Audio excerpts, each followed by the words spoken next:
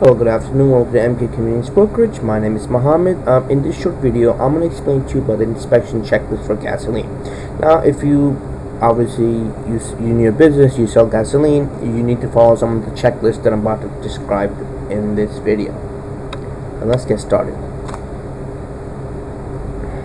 Now, business must keep the certificate inspection, also known as COI, if it's like a form that inspectors complete when they come to your place of business. For example, they look at the details of the business, they put the remarks and it's signed by the inspector. You have to keep that for 1 year.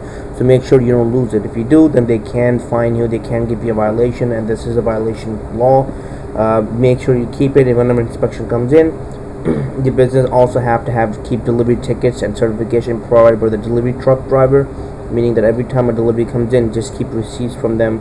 You have to keep them at least 6 months, and you, as a person that has a gas station in a place of business, you could even ask them, or you could see yourself that there's a lot of times gas stations do come in, gas trucks do come in a lot, so it means you have to keep every receipt, so make sure you keep it. Your business must maintain daily sales record. That's part of having a gas station. You must keep daily sales records for at least 30 days, and these records must provide the total volume of each type of product sold. It could be gasoline, it could be, obviously it's talking about gasoline. Unit prices you need to know, total sales for each type of product. The record must also include the date and time when a change in the price posting was made, if any. So you have to keep all that information. Now, number 4, your business must check and record the level of each tank before and after each delivery of a product to determine how much was delivered. Your business must keep these delivery records. So obviously, meaning that every time a delivery tank comes in and gives you gas, you're supposed to know what the level of the tank is. If it's too much, if it's too low, obviously you're supposed to know that. And delivery records for this as well, you keep 6 months. Your business also have to maintain daily inventory records for each tank, which means that they give you some of the tips, meaning inventory on hand, deliveries, sales or other use, loss or gains, bottom water level. You're supposed to keep all this. And the inventory records, you have to keep them on the premises for 6 months. And you must maintain inventory records for 5 years. So this is very important. You have to keep the inventory record for 5 years. If you don't have it, this is a problem with you. If the bottom water exceeds 2 inches in any storage tank, gas or diesel, your business must remove the bottom water within 48 hours. So make sure you guys know about that as well. Now, signs. A curb sign is a sign or poster that's not located on the pump and advertises gasoline sales. The sign may also advertise other products such as cigarettes, sodas, etc. But now it's going into signs. Now, your curb sign must contain name, trade name, mark or symbol, and grade of classification of the product being advertised, the total selling price per gallon, including all applicable taxes, the statement including all taxes. Now they give you some of the tips. All letters and numbers referring to prices identifying the fuel type must be black on a white background. So that's important. It has to be black on a white background, as you can see some of the prices of the gas stations. If the product is sold without identification, the sign must refer to the product as unbranded, meaning that if you sell something without identification, like if you don't know what it is, you have to sell it as unbranded. The number of curb sign advertising per prices or saving and discounts cannot be more than the number of streets that your business faces. That's important as well. If your business uses an A-frame sign, the sign must not be on the public sidewalk. Inspection checklist for gasoline again. Your business must have an approved and sealed 5-gallon test measure. The name and address of your premises must be legally imprinted on the test measure and at least 1 inch high. So that's important as well. Your business must prime its pump every day before serving the public. Number 11, your business must properly mark fill port to identify the product inside. The marking must not be faded. All gasoline must have a color, border, and symbol. Diesel fuel must have a symbol and a color, which means that whenever you're filling up your gas tank, there should be a symbol over there, whatever the product is. The color used are red for high liter gasoline, white for lower liter gasoline, yellow for diesel. So these are the colors that they distinguish by. And the symbols as well: a circle for gasoline product and vapor recovery line, and a hexagon for other distillates. A border must be painted around fuel products containing extenders such as alcohol. The border will be black around a white symbol and white around all other colors. Air compression. If your business operates 4 or more gas dispensing nozzles, your business must provide a functioning air compressor for use by customers during regular business hours. So if you have 4 or more gasoline dispensing nozzles, you're supposed to have an air compressor inside the gas tank. If a truck is delivering fuel into a storage tank, your business cannot sell fuel from a pump which draws fuel from the storage tank while the truck is delivering fuel. So it's self-explanatory. Delivery truck number 14. Delivery tickets must clearly indicate the type of gasoline in each compartment of the delivery truck. Number 15. Your business must not permit delivery of product of a storage tank if the water level exceeds 2 inches in depth, as stated above as well. If your business is storing or offering for sale any alcohol gasoline blend for the first time, your business must remove all water and precipitated material from the storage tank before the new blend is delivered. Number 17. Prohibited practice in sale. Your business cannot falsely represent that gasoline is unavailable for sale. You're not supposed to do that. It's against the law. Your business cannot require the purchase of any other service or product as a condition for your purchase of gasoline. You can't say that, $10 in gas plus you have to buy this. That's what they're saying. If your business sells petroleum products that are neither gasoline nor diesel motor fuel, you must sell the product in a sealed container. The sealed container must have imprinted on its name, trade name, mark, or symbol, or other identification of the product. Pumps and disclosure. Top selling price. The top selling price is sum of the price per gallon plus all applicable taxes. Number 20. Let's read through it. Your pump must meet the specification, tolerance, and regulation for commercial viewing and measuring tips adopted by 98 National Conference on Weight and Measure published in the National Institute of Standard Technology Handbook. As of 2015, you must follow the 2015 edition of the handbook. You can view the handbook over here. I'm not going to go over it, but you can look at it yourself. You can also obtain a copy of the handbook by requesting my mail. Obviously, this is the mailing address, or you can write it for the superintendent.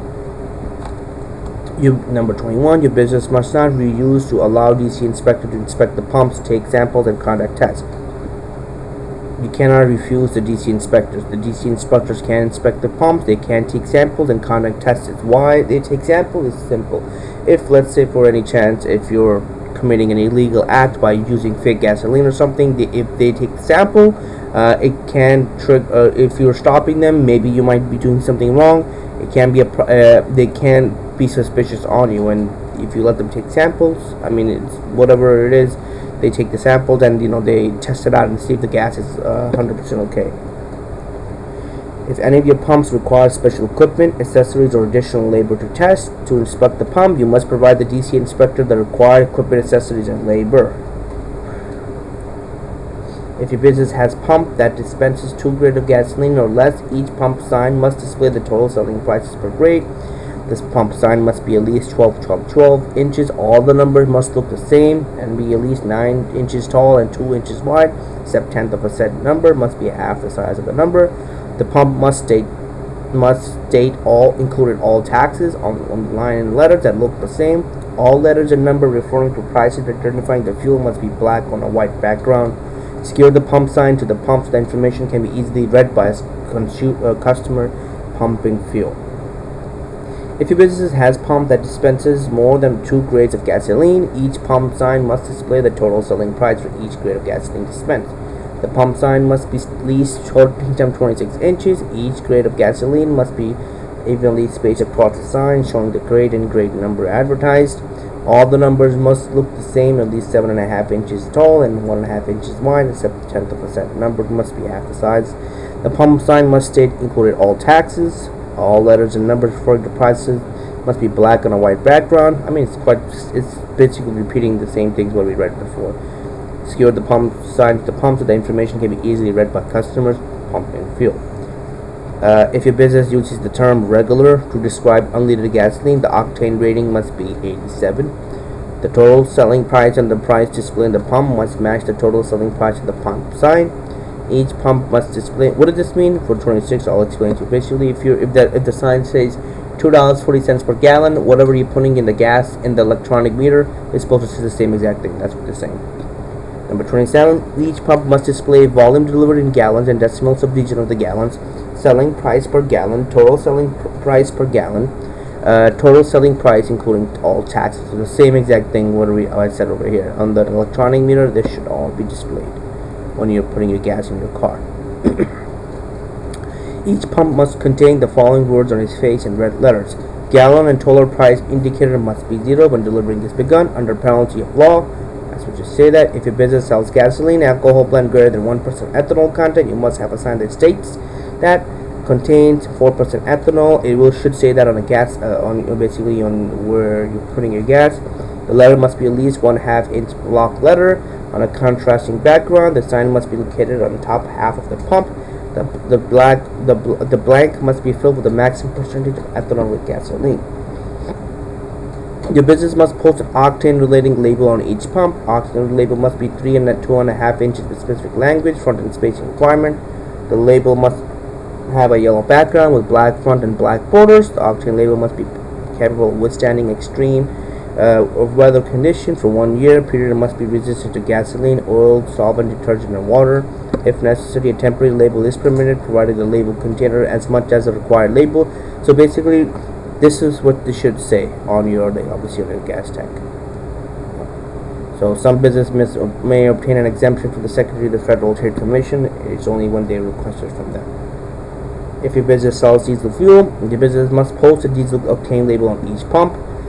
It's a little bit different, but it's the same concept. Cetane label must be 3 and 2.5 inches with specific language. Front facing requirement. The label must have a yellow background with a black front and a black borders. The cetane label must be capable of withstanding extreme of weather conditions for 1 year. Period. Must be resistant to gasoline, oil, grease, solvent, detergent, and water. If necessary, a temporary label is permitted, providing the label contains as much as the required label as possible, and the business gets the post and the required label as soon as possible. Some business may obtain an exemption from the Secretary of Federal State Commission. Again, you need an exemption from that. If the business sells diesel fuel, you must display the grade of 1D or 2D on each side of the pump that dispenses diesel fuel. If the diesel fuel is enhanced, the identification must also include the terms enhanced. If any pump is out of order, you must post a sign that states this pump is out of order. You must have that sign. This sign must be printed with red letters at least 1 inch in height. The sign must be placed over the face of the pump. So that's important. Now, number 34, your business must mark each pump that was manufactured after 2003 with the following information: name, initial, or trademark of the manufacturer, distributor, the word abbreviation for model, type, and pattern, followed by the model identifier, the word abbreviation for serial, followed by the serial number. Number 4, the current software version only for pumps manufactured after 2004. Number 5, the National Type Evaluation Program certification for confirming number or a cross-span of the CC emitted number. Obviously, you can read through this. Tips: identification must be located within 2 feet from the labs of the pump and must be clearly visible without requiring an assembly of the pump. Each pump must be installed in a sufficiently secure and rigid manner to ensure that the pump remains installed in accordance with the manufacturer's instruction. It's quite basically, you have to read through it, especially if you own a business like this. It becomes second nature. The price displays of the pump must be positioned so that the average customer sitting in a car or truck can see the display. Your business must maintain the equipment in each pump to ensure the pump remains accurate and function as needed. Your business pump must be qualified as a commercial pump on the National Type Evaluation Program. On a number gallon display on each pump, the digit of the right of the decimal point must also from 0 to 0 to 0.000 through all digits up to $1 to 1,000 gallons. If the pump is digital, it must have 100 or more divisions. If the pump is analog, it must have 10 or more divisions. For each pump, after a customer has finished fueling, the starting level has been returned to a shut-off position. The pump must provide the next customer for dispensing gas until the displayed received element have returned to 0. What does it mean? Basically, if you finished refueling it and you finished, you put the gas pump back to its original place. It should say 0 for the next customer to come in. This requirement is usually met with an automatic interlock. An automatic interlock is a mechanism that prevents an underside result from happening. Here, the interlock prevents the dispensing of gas before the pump has returned to 0. So basically, when you take it out, it starts filling it up. It starts from 0. When you put it back up, it clicks in. So that's what the sign say. They don't want, basically, somebody left pumping the gas for $24.52, and you come in and starts going from there. They don't want that. They want to go from 0. That's what the interlock is. Each pump must have a price display. The pump must also print receipts. That's important. Each pump display must be easy to read. The total amount of gallons dispensed must agree with the total price change in both the display and the receipt. What does it mean? Basically, it's the same exact thing. If you put in anything on the digital analog, let's say you filled up 20 gallons in your car, and let's say the price came out $42.52, it should match the same exact price of what they have outside. So that's what they're trying to ask. Okay, the total amount guaranteed dispense the give the total amount. Okay, I said this already. The pump display or printed receipt must use the appropriate word or abbreviation units for measurement. Gasolines or gal for measurements in gallon, liters or L for measures in liters. Each pump must automatically display 0 before the customer begins dispensing fuel. Pumps manufactured prior to January 1st, 2006 do not have to display for the first 0.03 liters or 0.009 gallons. Each pump must digitally display the price total of the nearest 1 cent. If there is a digital display in the kiosk or office for any of the gas pumps, the display must also indicate the price total to the nearest 1 cent. A display that is not located in the pump must display the price total to the nearest 1 cent. Before the consumer begins to display fuel, each pump must display the unit price for each product that is offered. Once the customer has selected a product and begun dispensing fuel, the pump must also display the unit price in the selected product. Before the consumer begins to display fuel, the pump must display each price at which product is sold. Once the consumer has selected the product and begin dispensing the fuel, the pump must only display the unit price with the payment method to the consumer selected. Once the consumer has selected a product and the method of payment, and the consumer has begun dispensing of fuel, the pump must not display any other price. Once the manufacturer has selected product and begun dispensing fuel, the pump must not switch back to cash price once a credit price has been selected. Once the consumer has finished dispensing fuel, the total price and quantity must remain displayed on the pump for at least 5 minutes or until the next sale. I mean, so everything's mostly self-explanatory. For example, 52. Once a consumer has finished dispensing fuel, the number of the pump must stop advancing. Meaning, once you finish, you're not supposed to, once you finish, once that thing clicks, that's it. It's supposed to stop. The receipt printed from a pump must contain the total volume, the unit price, the total price, identify the product. The product can be identified on the receipt by name, registration, or code number. Appropriate symbol can be found in the National on the Standard and Technology Handbook. All switches, lights, display, and push buttons on the pump must be clearly and easy to read. Tip is button on the front of the pump, including cash, credit, debit, receipt, must not be worn out. Lights that allow a consumer to view display must not be out. Important: if a business has a pump that was manufactured after 1985 and it has a discharge rate of 115 liter or 30 gallons per minute or greater, the maximum minimum charge rate must be marked on the pump. The marked rate from this within 2 feet from the base of the pump. The marked minimum charge must be 20% or less the marked premium discharge rate. For each pump, the actual minimum discharge rate must not exceed the rated minimum discharge rate. I mean, these are some of the checklists where you have to follow as a business owner. So make sure you follow it. It's at least 13 pages. Each pump must have a flexible discharge hose that is always full of product when the pump is oriented. A discharge hose that is intended to be full of product at all times is known as a wet hose. The hose must be reinforced so that the performance of the pump is not affected by the expansion or contraction of the hose. Each discharge hose must have a mechanism that prevents the fuel from draining into a consumer's vehicle after consumer sale is complete. The anti-drain requirement is usually met by the use of the anti-drain valve that is designed to keep the hose fuel product at all times. The anti-drain valve is usually located in the nozzle near the end of the hose that the consumer uses to dispense fuel. The dispensed hose must not be longer than 18 feet. That's important. A longer hose may be allowed in some cases. Each pump must have a vapor recovery system that stops the flow of fuel when the liquid level reaches the delivery nozzle. A vapor recovery system eliminates vapor to reduce noxious and potentially explosive fumes. Each pump must be operated as intended by design and construction. Do not tamper with the hardware of the system or the pump. Is number 61. Each pump must be maintained to deliver no less than the amount of the pump indicator was sold. Number 63. Each pump must be able to reset. If the pump is self-contained, it must have a vapor or air limiter that prevents vapor from passing through the air meter. Number 65. Measured liquid may not be diverted from the measuring chamber of the meter of its discharge lane. Number 66. Each pump must have security measures in place to prevent electronic tampering. Electronic tampering is usually prevented by applying a security seal that must be broken or maintain a data change audit trail. If a business must contain the collaboration or configuration of a pump, you must notify the Department of Consumer Affairs or fax a direct mail by these are the numbers. If your business repairs a pump, you must notify DCA by fax or email only. You have to let them know. Your business must give DCA access to the security seals on each pump. If a DCA which contamination bag is placed on the pump, it must be removed by a DCA inspector. If a DCA contamination tag is placed on the pump, you must spray the pump before using it again. Make sure you guys do that. All gasoline sold must meet the requirement of the annual book American Society for Testing for Material Standard. Contains specification of tolerance to conventional gasoline. That's the one above I told you. You can read it on your own. The vapor pressure for all gasoline must comply with the standards set forth in the title of the State of New York Codes, Rules and Regulation. For gasoline alcohol blend, the total content must not be greater than 10% by volume. For gasoline alcohol blend, if methanol is blended with gasoline, quarantine greater than 0.3% by volume, the finished blend must contain an equal amount of butanol or higher molecular weight alcohol or other approved solvent. So these are some of the things that you can read. There's a lot of requirement when you have a gasoline gas station.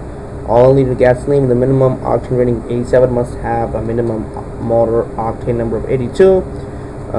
Let's go to these. Is basically they're telling you about the octane level, how it is.